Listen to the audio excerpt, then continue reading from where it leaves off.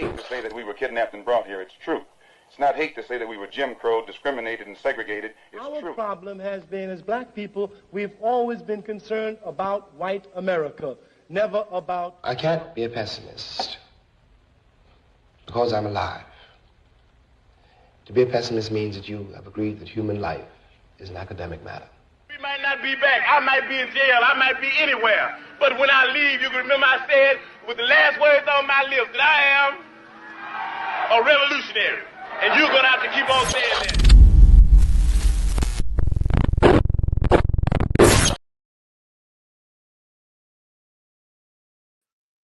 that. Thank you for tapping in. This is Brian HRap P. Williams. It's another episode of A Few Minutes with HRap presented by TheEndofdabench Media. Thank you for tapping in. As usual, I'm going to ask you to hit that like, hit that share, tell a friend to tap in. Thank you again. I'm sorry for laughing because I mentally said to myself before the show started, I said, it's going to be a perfect production. And I forgot to turn the camera on. So that ends the perfection, doesn't it? But I can still make this an excellent production. So that's what we're going to go for. The other day, I told you to stop striving for perfection. Excellence is the goal. We're going to go for excellence at this point. Now, as usual, thank you to my parents, Dolores and John. Without them, there would be no me. Thank you for you guys for tapping in and watching on www.thaendofdabench.com. If you're not watching this live, please go there. You can watch the video in regards to history and this entire episode and the episode in its entirety, both in its entirety. That way you get the entire message and you'll see exactly where I'm coming from. Now, let's talk about the title and the thumbnail and everything. You know, your successes are your enemy's failures. I'm going to say it again. Your successes are your enemy's failures. And the reason I even brought that up is because I've noticed in my lifetime, anytime we make strides in the right direction, there are instances in which, and I've spoken about this before, we can go back to, you know what, as I stated in my notes, I'm not even going to go back. I'm not, you know, usually I use history or you know, early 1800s, 1700s, you know, 1900s, you know, history. I'm not even going to go any further back than the year 2000. The year 2000, we were looking at an extremely productive black community. Our home ownership was on the rebound and things of that nature. And then all of a sudden, we start getting more hate groups, more fear mongering, more hate speech. And then you had W come in and the economy changed. And every time we make strides towards perfection or excellence, somebody swoops in or a group of people swoop in and they ensure or they do their best to ensure that you won't have. Again, I'm not going back to the 1800s this time or not even the 1900s. I'm going to stay in this century right here from the year January 1st, 2000 until this present day.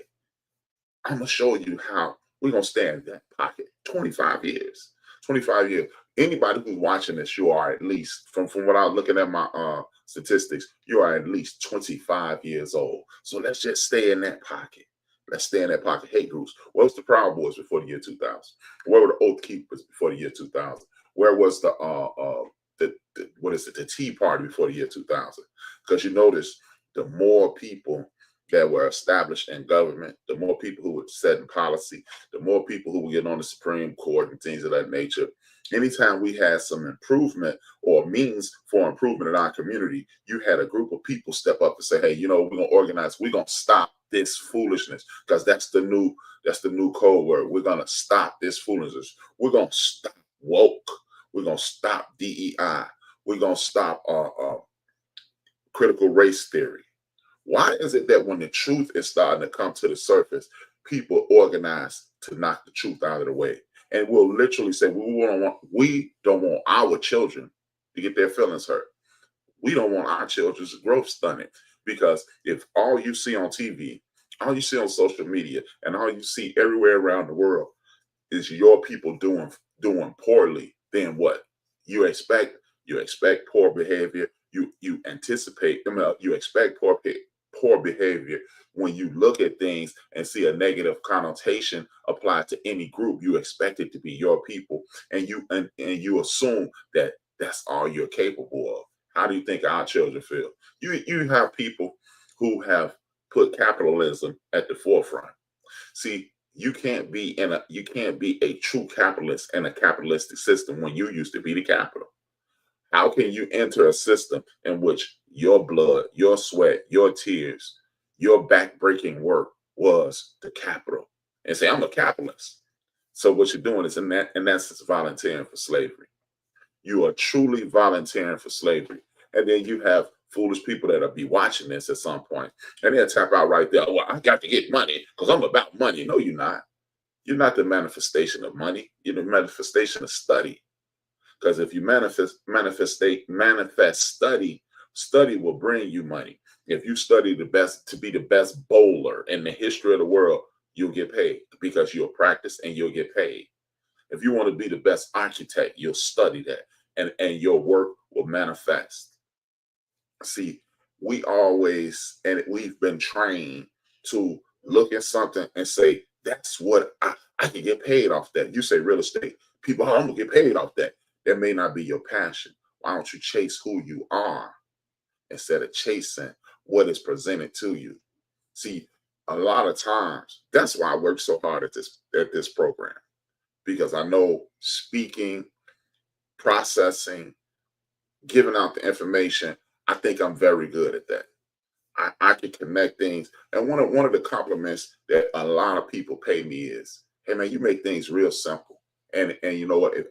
I pray that you are watching this, and anytime you watch this, you feel the same way. Let's just break it down to its simplest form. Technology is not difficult. It just looks difficult. It's a wonderful, boisterous thing that if you know the basics, you can get anything done. It's literally a Lego set. You can literally construct a tower for a computer yourself. You need the box. You need the motherboard. You need the software. You need the power source. You need the fan.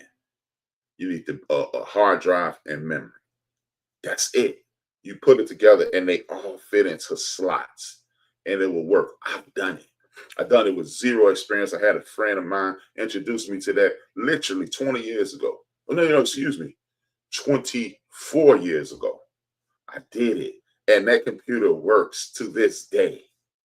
That computer works fine to this day. Of course, you have to have software updates and things of that nature, just like anything else. You get your 1965 Chevy, if you keep everything in order, yeah, it'll still run today. And a computer's the same way. You update certain things and get a new motherboard, update the hardware and things of that nature. Everything works the exact same way. And that's how life is. You must do everything you can to find out. You study yourself. What are you good at? Hell, if you're a good liar, then guess what you need to do? You need to be a writer, a creative writer. But people don't introduce you to those things. And when you are in what I've called survival mode will prevent you from exercising your talents. Survival mode will prevent you from exercising your talents. And the reason it will prevent you from exercising your talents is because you will overlook what you're good at and go for the money. And then you won't be happy. Look, I am the last person in the history of the world to tell you don't pursue money. That I am literally the last person, well, one of the last people, because 7 billion people in the world. I'm in the group that's like, hey man, we need money. I'm not one of those clowns, and I consider you a clown. Money and everything. I don't need no money to be happy. You know what? I don't need no money to be happy either. But you know what? If I had more money, I'd be a whole lot happier. I'm not gonna lie to you. But at the same time, I'm not going to overlook my talents in the pursuit of finance, because if I maximize my talents, the finances will come. They're on their way. Work your behind off. Work like a slave, eat like a king. I understand that concept. But while you're working like a slave, you also must be putting things on the side so you can be that king of your palace. Don't allow someone to put a palace around you. Why do you think some people become doctors and then next thing you know, they running an Airbnb, they running a bed and breakfast, or they doing other things and they got like 15 bed and breakfasts and they're making way more money. People do that every single solitary day. You love children. Maybe you need to open up a preschool, because at that point you can take care of children, educate children, uplift children, and then at that point it will force you to understand policy. Now you're engaged in politics because that affects your money. These are the things that the Proud Boys, the Oath Keepers, Elon Musk, Donald Trump, and their little groups, those are the things those people do not want you to stop and pay attention to. There's unnecessary budget cuts. Those budget cuts allow the little man to come up the ladder, and a rising tide lifts all boats. If we live in a society where a rising tide lifts all boats, just one question about the budget cuts and unnecessary spending and the 300-year-old people that's getting Social Security. That's just the most asinine statement. That might be the stupidest thing I've ever heard in my life. But if we live in a society where rising tide lifts all boats, how is it that we're unnecessarily spending money and we're going to cut this and cut that? But why are we only cutting things that help people live longer? Medicaid, Medicare. So medical benefits are something to cut because it's too much unnecessary spending. Unnecessary people getting Social Security money. There's people that should be getting Social Security that's getting the money, but you are going to do that. You're going to cut there. SNAP programs, or if you're old enough, food stamps. Food stamp programs are being cut, but if you make too much money, you can't get food stamps. If you make above the poverty line, which is entirely too low, we're talking about $8 an hour. So if you make $9 an hour, you're not eligible for food stamps, but there's too many people getting food stamps. But you know one thing that they never talked about cutting from the military? The United States of America military is 27 times larger than the number 2 country, and the number 2 country is an ally. Do you understand what that means? 27 for every bullet in every gun in America, in the American military. The other team that's helping you has 1 bullet and you have 27. 1 gun, you have 27. 1 ship, you have 27. 1 tank, you got 27. Who the hell are you trying to fight? Because if you in this number 2 and he got 1 and you got 27 and he got a bunch of weaponry as well, who the hell are you trying to fight? See, these are the things that I want you to pay attention to. Well, they tell you things like, well, racism is over. Is it? Well, why is it still we're arguing about DEI, diversity, equity, and inclusion, don't even benefit us the most? See, they get you. These are the triggers that they put out there, and they paint this very pretty thing, and then when you actually stop and listen, it's hate speech. This is why I tell you about the young lady who she brown facing but white on the inside, the fat guy in the sports world, and they continue to recruit other people who are pimping the system. This is why you don't need to participate in capitalism on that level. You need to be, in my opinion, a scientific socialist. Scientific socialists make money, but they also give money back. For every dollar I make, if I give a dime, I give 25 cents. See, that's that way. Look, if you're going to mass produce product and sell it to the public, and if you make the public feel as if you're helping them by giving some of that back, okay, I didn't make $1 million, but I made 800,000. I made 700,000. I'm gonna get that 3 back. Get it to the people who are purchasing my product. If you don't think that works, ask Henry Ford. That's why the Ford, when they were the biggest player in the American auto industry, they made their cars affordable for the people who work there.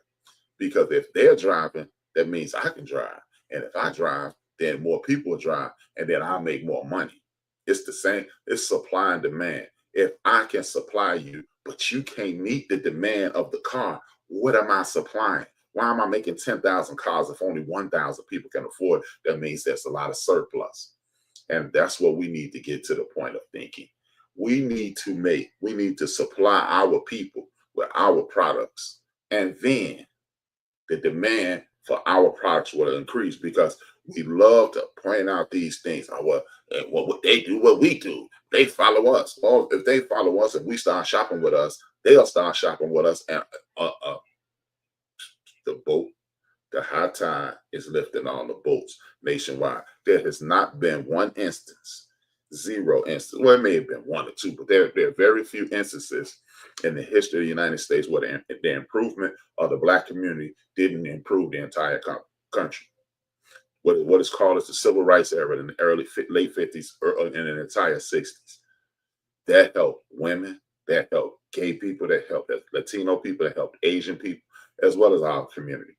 So at what point, if you are a capitalist and everybody should have a fair chance, why is it that you're always trying to stop my community? Now, I am going to break the rules, and I said I wasn't going back to the 1800s, early 1900s and late 1900s, just for this one instance. Every time in the history of this country, my people have made strides towards independence. People like Trump, Musk, and other rich and powerful people, and you know what? They sick their poor, uneducated, toothless, interbreeding minions upon my community. That's what they do. You burn down things like Peoria, Illinois. You run interstates through the West Los Angeles and the South side of Chicago called Bronzeville. You Cancer Alley in Louisiana, right between Forney and Garland. It's a lake in the Dallas, Texas area that has a Black town up under it. Georgia has the same thing. South Carolina, same thing. North Carolina, same thing. It is a reoccurring thing. Delaware, yes, it's a lot of Black people in the state of Delaware. It's the HBCU in the state of Delaware. And for those who don't understand that acronym, Historically Black College or University, yes, we have been successful throughout this entire country, and people have feasted upon our success and destroyed it and put it up on the Lake Lanier in Georgia. That is not a lake. That used to be a Black town. That's why they call it a haunted lake, because the spirits of those people who were drowned, killed, and burned at the stake, those people are under that water. I didn't create the tale. I'm just sharing the tale. This is what I'm talking about. Every time I turn around, every time there's some success, it's some hate to follow it. Again, back to the early 2000s. And you may not see it that way, but I'm going to present it to you, and then you just do the research.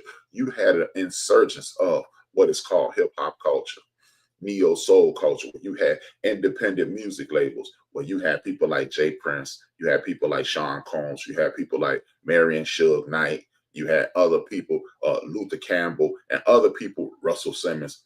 They were surging into the stratosphere in regards to financial empowerment. You had the Rush card. Didn't work that well, but that's neither here nor there. You had Def Jam. You had Apple Bottom Jeans. You had Fat Farm. You had Sean John. You had Death Row Clothes. You had Rockefeller Wear. These people were surging into the world, and they were talking about creating their own distribution centers for music. They were talking about doing all these other things. And next thing you know, whether it's overzealous behavior and a horrible mentality once you get there, but these things inserted to our community, and then the violence took place. You started off with Christopher Biggie Smalls Wallace, Notorious B.I.G. Wallace, Tupac Shakur, and it just continued to escalate. The shooting 9 times of 50 Cent, the insurgence of the Supreme Team in New York into the music industry, Irv Gotti and his crew. Every time somebody stood up, because they were showing young Black people that you have the opportunity to use your personal talents to be the best human being you can be. And hey, you can be creative. You had Kevin Liles and all these guys entering the music industry. They were making movies, they were making music. Then you had Tyler Perry doing plays, and see, Tyler Perry did not use the mainstream machine to make his wealth. He built his wealth inside of our community. He made his plays for our community, and our community went out and support, and they continue to support to this day. This is doing away with all that foolishness about we don't support each other. If we don't support each other, then how in the entire hell does Tyler Perry get to where he is? See, and Tyler Perry is the blueprint. Well, actually, he read the blueprint laid out from, for I know, Tim Harris. And Tim Harris laid the blueprint for people like, read their blueprint and improved on theirs from people like Gordon Parks and Melvin Van Peebles and so forth and so on, Fred Williamson. These people said, I'm not going to participate in mainstream media. I'm going to create my own entities, and I'm going to put the little money that I have into myself. I'm going to bet on black, and then I'll excel and prevail. This is what we must get back to. We no longer have the liberties of just going along to get along. We can't do that anymore, because every time we go along to get along without setting up entities throughout our world to protect our world, then and only then they attack us, because we said, okay, well, and again, I said I wasn't low past the 1800s to the 1900s, but I'm gonna do it again. In the 1800s, we came up, and then they destroyed and burned and buried our things.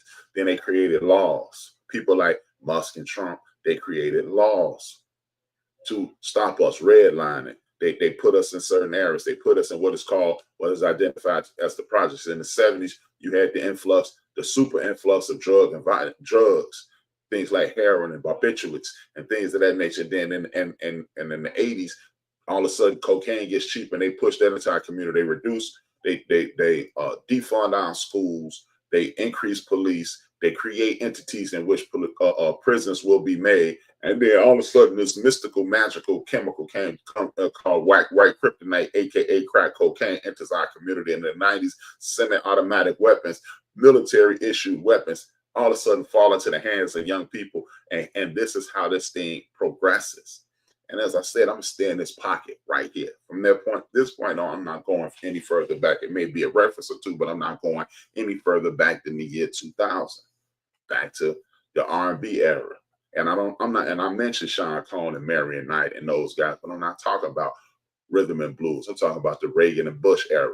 These are when you wag your finger at these young people, these are the young people who were raised by the people who were inflicted by that epidemic.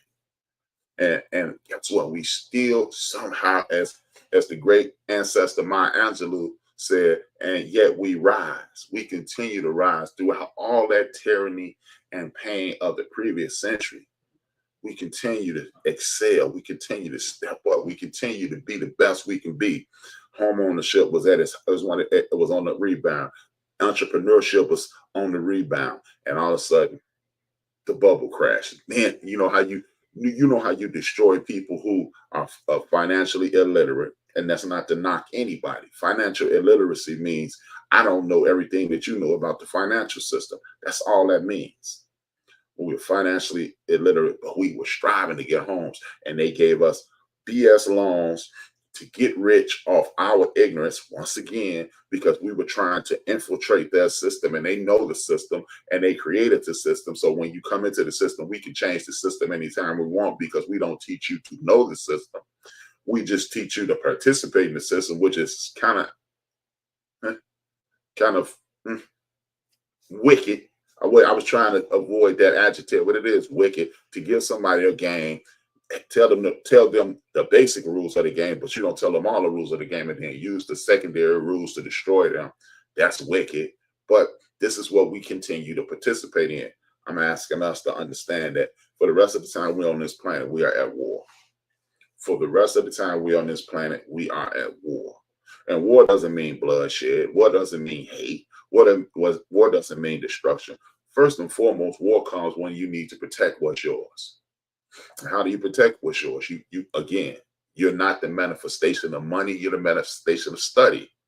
And if you study the rules, regulations, laws, and everything that's around you, you will be able to master those things. And when you master those things, you pass, just like anything else, you pass down to your children. And you know my moniker, I'm here for my great-grandchildren's great-grandchildren so they'll never have to go through what I've gone through. When I break through, then it's peace in my family into perpetuity, just like every other culture has done with their families. We will no longer see ourselves through the eyes of our enemy. We will no longer operate within through the parameters of our enemy. We will expand, we will bloom, we will grow. We can no longer do that. First and foremost, what we need to do is identify the red flags of an enemy. We haven't even identified people as enemies yet. Now, you know, some people want to make this a racial conversation. And if you like to, that's your prerogative. But it's not about race, it's about culture. It's about the destruction of your culture. It's about the elimination of your culture. It is about the ignorance and the prevention of the knowledge of your culture, which is in essence ignorance. We must do these things. What are some of the red flags? Being stripped away from intellectual freedom. What is intellectual freedom, you may ask? Intellectual freedom is the ability to think on your own. There's a lot of things we agree upon in America, by and large. Peace is delicious. We like hamburgers. We like steaks, things of that nature, or some variation of hamburgers or steaks or pizza. If you have vegan options and things of that nature, but you can also think on your own. When you say, you know what, I'm tired of struggling. I no longer want to struggle, and I'm gonna go get 15 of my friends. They're gonna get 15 of their friends, and we think alike. And we don't want to hurt, harm, or destroy anybody. But what we're gonna do is create a universe in which people that look like me will thrive. People stand up and fight. Oath keepers. Yeah, they stand up. The skinheads. They stand up. The Proud Boys. They stand up and they try to do everything. And those saying hey groups, they have pretty names like the Tea Party, referencing the Boston Tea Party when they got tired of the country of England or the United Kingdom keeping their foot on their necks. So they created the Boston Tea Party, and then the Revolutionary War started. So you know we don't have to have violence in this situation, but if bloodshed is necessary, then it's necessary, right? But we have to just put ourselves in a situation in which we no longer have to get permission from somebody else to be ourselves. Why do we need permission from you to be our full selves? We don't. And when you put yourself in a situation to whereas every time you step up, you notice somebody, anytime you rise, somebody stepping up trying to knock you down, no. And always understand, just like in a garden, if you know anything about cutting grass, growing plants, growing crops, you understand weeds grow faster than crops. So this is not going to be, hey man, I listened to HRap show Friday and Monday, I'm back. No, you listen to my show Friday, you process it over the weekend, and then you take steps tonight, tomorrow night, or whenever you want that night, and then you just continue to take steps to get better. We must, when you identify who you're up against, then you won't try to make allegiance with those people, because most of those people are bloodsuckers and leeches. The president of the United States, Donald J. Trump, is a bloodsucker and a leech. Elon Musk is a bloodsucker and a leech. And the people who are in this country at this point who support them, they're ignorant. And I'm just being honest. I'm not gonna soft shoe it anymore. Anytime you let somebody shoot a damn near infomercial or a midnight commercial about Tesla on the front line of the most important building in the country where the leader of the quote unquote free world exists, he got a damn car commercial going on in front of, I love Tesla, I can't even drive. Come on, man. At that point, that's when the greed has taken over. And if you think a person who's ignorant enough to shoot a commercial in the lawn of the White House actually gives a damn about you, you have lost your entire mind. You have lost your entire mind. So we can no longer, this is where the intellectual independence comes, when you can look at something and say, that's not right, I'm not participating anymore. That's gone too far. Because you preach to me about morality, you preach to me about equality, you preach to me about opportunities.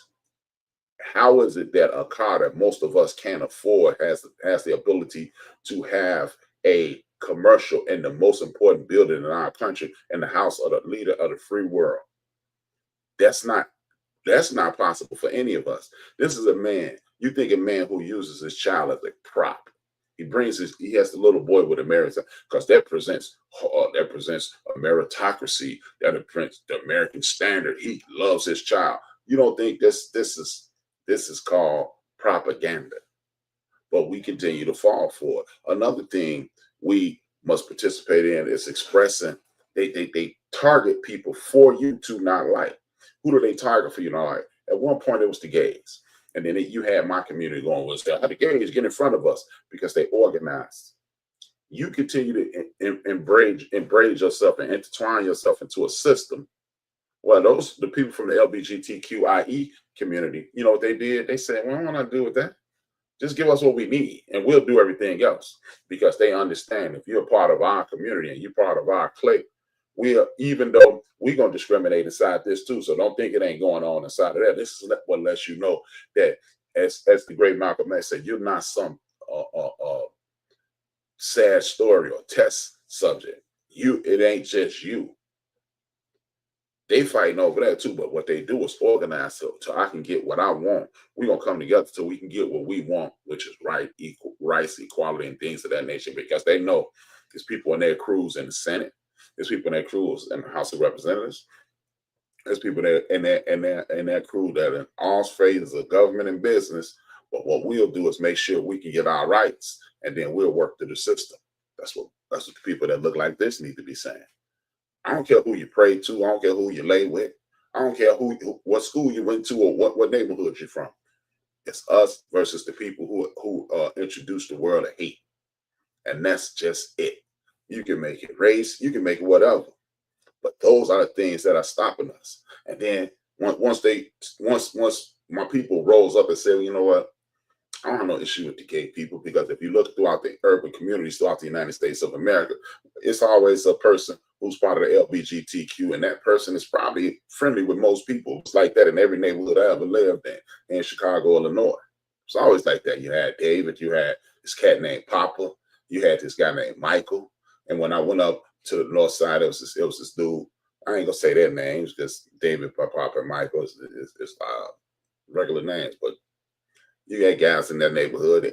Every place I've been has been a person in the LGBTQIE community, and they've been relatively popular. So our community has no issue with the LGBTQIE community, but we were told we do because they beat us. They got in front of us or something. No, they didn't. They just organized. Again, next up were the most recent people, the migrants. Oh man, they gonna come in here and take our jobs. Now, I don't know every black person. I don't know 1% of the black population. But you know what I do know? I don't know anybody that want to go pick fruit and do the things that the migrant people do for that money, for that little bit of money, and they work together and get things accomplished. I don't know one black person that's saying, you know what? I always wanted to go pick fruit, and Jose and them and Maria and them, they taking this from me. No, that's not them. But see, they get you like that because then they take it from us. This is an American job. Yeah. How you being discriminated against? And then you got the audacity to discriminate against someone.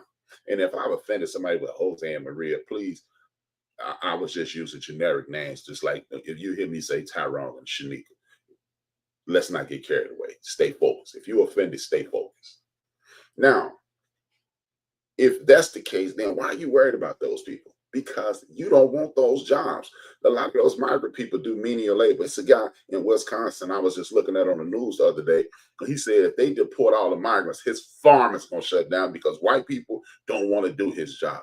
So how exactly are they taking jobs from you? And the people who employ those people say, hey, you get rid of them, you're going to shut it down. See, this is why we continue to act the fool. You don't know that your eggs, inflation. It wasn't inflation. That's not why your eggs has giraffe neck. You know, inflation is right at a giraffe's chin. That's not why your eggs, because these people want to get rid of the EPA because the EPA stops them from maximizing their money. And what happens when you try to maximize your money, don't pay attention to things like the EPA. Birds get sick and they have to kill tens of thousands of birds that lay eggs, And then because of now you don't have a surplus of birds, you have a dearth of birds, and then you have to charge more because now you get more. You have to do more with less. That's why your eggs are messed up. But hey, when you remove intellectual freedom and thinking on your own, you don't look into it. And when you don't look into it, you wait on that person with the nice shirt and tie who speaks properly, and he sits up with perfect and he reading that teleprompter, and then they never tell you that, because if it was really about the people of the people and to the enhancement of the people, you tell them that. And at that point, you might slow down on buying eggs, but they don't want you to slow down on buying eggs, something that causes has cholesterol and may mess up a lot of us with the high blood pressure anyway. But that's neither here nor there. We must stop allowing our people who don't like us to think for us. And then all of a sudden, you have the famous DEI conversation. Oh, diversity, equity, inclusion, because that means they ain't working hard. First of all, the people in my community are foolish enough to believe you need to work twice as hard. This moniker that you need to work twice as hard to get what somebody else is. Are you outside your damn mind, brothers and sisters? You have to be. The reason I say that is this. How you going to tell me to work twice as hard to be equal to somebody else? And if I have to work twice as hard and I'm the number one consumer, look, work twice as hard to get what you need to be because everybody else in front of you, but you're the number one consumer. I ain't working that damn hard if you need my money. I'm going to get this same money for working regular, and I'm not going to spend as much money, and you're going to either promote me or I'm going to save that money and put it into something else and create my own entity, and I'm not going to need you. You see how easy that is? It's not difficult, brothers and sisters. It's not. It's not. See, DEI, woke, and other things that permeate into the hate speech that has programmed us, has duped us into believing we will have an opportunity to be treated fairly. We won't. We will not. Get used to it. And I'm not preaching pessimistic speech. I'm just letting you know you don't become equal to your enemy if you allow them to give you the information about who you are. How will you expect yourself to be the best you when the person who hates you the most looks at you? We are in an abusive relationship with the United States of America, black people. We are. And abusive relationships, let's just use the relationship from What's Love got to do with it. He let Tina be cute as she needed to be to make him more money, but anytime she tried to rise up in independence, he literally beat her down. America does the same thing. And like I said, one more reference from the past, previous, before the year 2000, 1999 on back, Medgar Evers, get together and use your rights, killed. You know what, go back to the beginning of the century, Marcus Garvey, in prison and kicked out of the country. Medgar Evers, killed. Martin King, killed. Malcolm X, killed. Fred Hampton, killed. Huey Newton, killed. The dismantle of the Black Panther Party of self-defense. Every time somebody steps up and tries to do something, what they do is highlight their flaws and then kill them. See, and you don't think that has a psychological effect on your community? You have to be crazy. Critical race theory teaches actual history. Actual history. Critical race theory. It is the theory that if you do this to people and you show them this, they will enhance their mental, enhancing a slave's mental, to quote the people who attempted to own Frederick Douglass, will make that enslaved person useless because he will understand that he's worth more than we've told him he is. That's why they have to keep you ignorant as possible. I'm going to break that chain of ignorance right now by showing you some history about your people. When I show you history of your people, hopefully that will enhance the way you see yourself and see the people around you. We can no longer look at other people and expect them to treat us fairly. As I show you this video, this will enhance part of the problem. This will expose the problem, and hopefully it will enhance your mental and help you move past that problem. I'll be back shortly as usual. Won't show the whole video, but you can always go to www.thaendofdabench.com and see it in its entirety, or you can go to One Mic History right here on YouTube and get it. Race is a socially constructed concept. It's long been used to categorize people based on characteristics such as skin color, physical features, and lineage. Despite having no biological grounding, race has profoundly shaped societal structures, conferring some with privilege while oppressing others. So today we're going to talk about it. Who made you black? And if you like stories like this, you can find more stories like this at onemikehistory.com. But without further ado, let's get started. The modern concept of race took root in America's formidable years. European explorers and settlers used these terms without the connotations that they carry today. In the late 16th century, the English language was just beginning to incorporate the term race. It wasn't yet laden with the same weight that it carries today. Shakespeare, for instance, would use words like a race of saints or race of bishops, using the term to denote broad categories rather than rigid classifications. During the 17th, 18th century, saw a rise of European enlightenment. This was an era of secular reasoning and scientific inquiry. Enlightenment thinkers sought to classify and understand their world. In doing so, they applied this methodology to human societies. This led to the construction of racial hierarchies that placed themselves as white people. You'll be back! Emus can't help people customize and save with Liberty Mutual. At the pinnacle of human achievement. As the concept of race would continue to evolve, it became a powerful means of categorizing and ranking people. In America, Europeans considered themselves a superior free class, while American Indians were subdued natives and Africans were forcibly enslaved.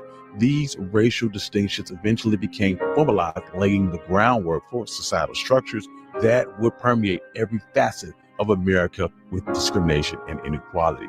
In colonial America, they faced a severe labor shortage. After establishing the struggling outpost in Jamestown, planters relied heavily on indentured servitude. These men and women endured harsh conditions to repay their debt for their passage to the New World, often for 4 to 7 years.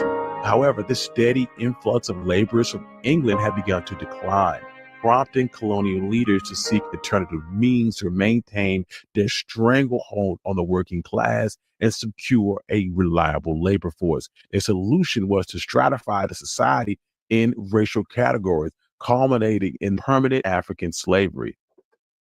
Now, as you saw, the concept of slavery was presented to the world and put in play because they didn't want to do the work. So how in the entire hell are they going to tell you your community is lazy? We don't want to do this work, so we're going to go capture people, enslave their minds, beat them into nothingness, and then in hopes we can restrict them of that spirit. And guess what? Here we are, 500 years later, and we still have it. Sucks to be you, Mr. Angry Man. And these are the things that we need to understand.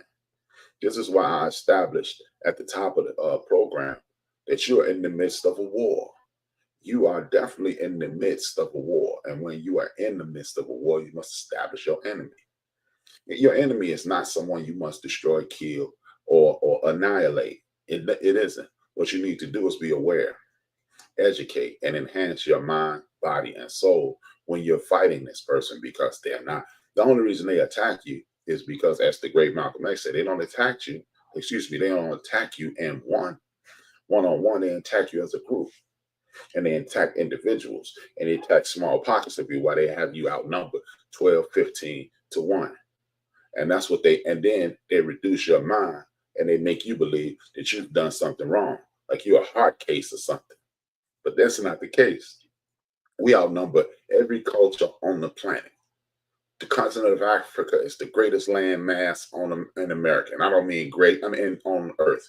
And I don't mean great as in better, even though it is land rich, mineral rich, and every other richness that you can find, oil, gold, minerals, and sulfite, and everything that you need to be successful. It is rich in that, but it's the largest. When I say rich, it's the largest piece of land on Earth. You can cover Africa. If you can pick it up, it'll cover Asia. It'll cover North and South America without a problem.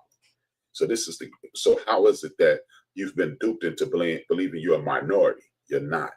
Then they separate us like they did when they captured us. We were told that we couldn't do things. We were not of things. We don't have the mental capability to do things. And that's when you really lose. You continue to lose when you do as such. These things will always permeate unless you identify enemies. When you identify enemies, what happens is this. Those enemies will do everything they can to keep you subjugated, separated.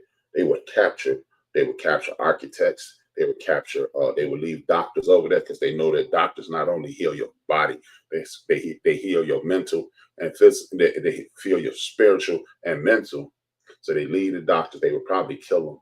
They had the architectures, they had the agriculture, and they had the war, and they didn't realize they were picking up the warrior class, and they would bring them over here, mix them all together, because it is a 17, 18th century concept that Africa is one country. No, there are different tribes. There are over 2,800 languages over there, and languages or dialects over there prior to the colonization. So no, just because I look like the person that lives down the road, we're not part of the same tribe, we're not part of the same culture, and we don't have the same beliefs. Therefore, just like when you have an Irish person fighting with an English person, no one says that's white on white crime, that's white on white war. An Irish person and an English person, you couldn't tell the difference, but guess what? They're at war and nobody says anything. Greek people and Italian people, they have a lot of similarities, but they are not the same. They're not talking, well, the European people are enslaved and they enslaved each other. Nobody speaks about that because they're different. And just like people on the continent are different as well, even though those are fictitious lines drawn to create Nigeria, Botswana, Sierra Leone, those are colonized lines, imaginary lines that have been drawn. Those people are different, just like we're different. So, but we're also the same. They're different because they have different cultures. We're the same because we're part of the same genealogy pool. So don't get it confused. Don't allow people who are not of your culture to describe your culture to you, because they don't have the ability to do that. Just like me trying to tell a woman about her internal organs. Well, I'm not an OBGYN, but let me tell you about what's going on inside your body. You would dismiss me. That's how we need to have in regards to culture. That's how we need to have inside our community. Our children aren't the worst children in the world, but they're just foolish enough to try to maximize and make money off the pain, suffering, and ignorance of each other. That's it. When you put, again, as the aforementioned survival mode, you're trying to survive into a system. Survive in a system that's not meant for you to survive, not meant for you to thrive, but you continue to do so.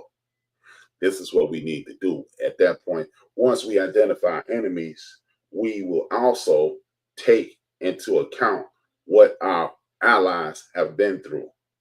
As I mentioned every day this week, I mentioned grace, understanding, and wisdom. You offer them grace by excusing their poor behavior. You pour wisdom into them, and then that way you will understand.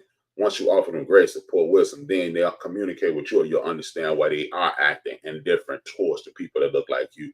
Are they subjected to the brainwash? Are they subjected to the things that's holding them back? Yes, they are. We must break the mental chains that have been placed around our minds in order for us to move forward. Now, this is something I want to show you. Your enemy will tell you, what does that picture represent to you? You see a black man in a fur coat and a tuxedo with firearms and jewelry, and black men behind them who look equally successful. Most of us have been trained to pay attention to the gun. Most of us have been trained to pay attention to that gun. And you thought, gangster. No, that's the image of the new black man that needs to be. Success. We've always been flamboyant. Going back to Mansa Musa, the richest man in the history of the world. We've always been flamboyant. So guess what? That's why the fur coat is there. It represents history. It represents who we are. We've been flamboyant. We've been attention show. We draw attention to us. We are the light. But then you see the success is represented by Americanized garb, the tuxedo. In this hemisphere, in this realm, and the way the Western world works, the tuxedo is a representation of success. Success. We've had flamboyant dress. We have flamboyant personalities. We are the sunlight. That's what a fur coat is. The success is up to us. We have to decide what success is. Remember, I said, study yourself, understand who you are, and then you'll determine what your success is. When you determine what that success is, you won't have any more problems because nobody else can tell you what you are and are not. The gun is the most important thing in this picture. That's what we've always been missing. We've created towns, we've created industries, we've created a bunch of things in this country, and we've allowed people to take them from us by force. The gun represents the new black man, where you're willing to die for your community, you're willing to die for your existence, you're willing to die for your family. We've always wanted to do that. We've always had the capability and the ability to do that. We've not always acted on that. We've allowed people to tell us what we should and should not do, what we can and cannot do. What we're going to do is no longer live under those rules, because when you are the manifestation of study, you study the past so you can know what to do in the future. You'll know that your success is what you deem it as successful, and you know how to protect that legacy that you just created. See, at this point, we always talk about we've had more success than we've ever had in the world, and we're right, but we've never taken the time to protect that success. What I want us to do is take a good look at that picture right there and see what it represents. If you're a woman, think of a woman in the best dress possible. I'm a man, so that's why you chose the man. The best dress possible, the best outfit you could think of, and pair yourself with that man. And I should have put myself with a woman, and then have a picture of a woman on a little AI thing, as I would have put the woman there. But what we have to do is understand that protection comes with the success and being basically flamboyant. You must protect it. We don't need to be focused on protecting against each other. We need to slow down and stop creating the chaos that's in our community. Stop going to things like Chicago is ghetto on Facebook and buying into the nonsense and the madness that's there. And stop looking up like this young boy who's 9 years old, who just graduated from high school with a 4.0 GPA. He has a free ride to any university he wants. 9 years old. 9 years old. And he may be exceptional academically, but I don't think he's exceptional in regards to he's one of the few that can do that. If we start reading to our children while they're in our significant other's womb, we start playing the music that permeates positive energy that early. And when they come out, we start injecting academic excellence into them instead of entertaining, instead of athletics. At that point, that person will understand by the time they get to the age of 8, 9, 10, they'll understand that there's nothing I can't do. And when you teach your young women and young men there's nothing that they can do, they become chemists, they become doctors, they become lawyers, they become engineers, software and physical engineers, and they don't have to worry about running, kicking, jumping, and dancing because somebody else entertained them. With that being said, I want to thank you. Whoa, I went way over time. I did what I usually do. I used to do back in the day, an hour show, but I had a lot on my mind today. I'm in the midst of rebuilding some things myself. So I want to share that with you. Every time I do this, I and host to share something else. Usually on Friday, I talk about Black economics. So what I'm going to do is this. I'm going to throw a little Black entertainment in there. It's this TV show on Apple TV, if you have it, called Dope Thief. I know that may fly against everything I said over the last 55 minutes, but you also can have some entertainment that's fun and a little wild and crazy because, hey, everything tastes balanced. It's called Dope Thief, about this guy who's robbing drug dealers. It seems to be very wildly entertaining. The reason I bring it up is because I want us to always support the programs in which we are at the forefront. This is a brother who I've seen around a lot lately. He was in the television series called Atlanta, and he's been in a couple other things, a movie with Brad Pitt. So I'm sure he understands that he should be the executive producer and get money off this.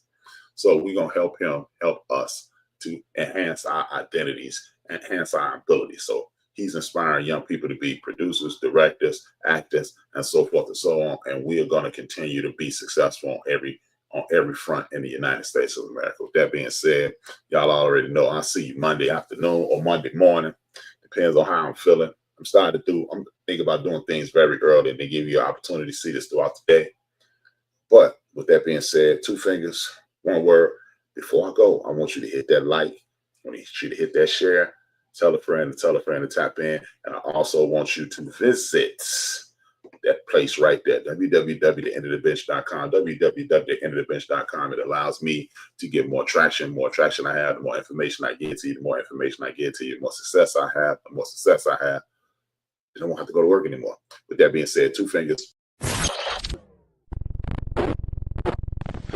And it is necessary for those people who rule over us and who rule over African people the world over, if those people are to stay in power, they must destroy our ability to love each other in a healthy sort of way. This is why